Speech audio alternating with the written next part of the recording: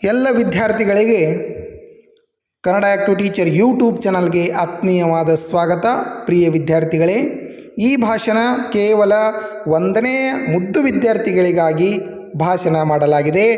ತಾವು ಗಣರಾಜ್ಯೋತ್ಸವದ ದಿನ ಇದೇ ಭಾಷಣವನ್ನು ತಮ್ಮ ಶಾಲೆಯಲ್ಲಿ ಮಾಡಲೇಬೇಕು. ಎಲ್ಲರಿಗೂ ಶುಭೋದಯ. ನಾವು ಇಂದು ನಮ್ಮ 76ನೇ ಗಣರಾಜ್ಯೋತ್ಸವವನ್ನು ಆಚರಿಸುತ್ತಿದ್ದೇವೆ. ಪ್ರಥಮವಾಗಿ ಎಲ್ಲರಿಗೂ ಗಣರಾಜ್ಯೋತ್ಸವದ ಶುಭಾಶಯಗಳು. ನಾವು ಪ್ರತಿ ವರ್ಷ ಜನವರಿ 26ರಂದು ಗಣರಾಜ್ಯೋತ್ಸವ ಆಚರಿಸುತ್ತೇವೆ.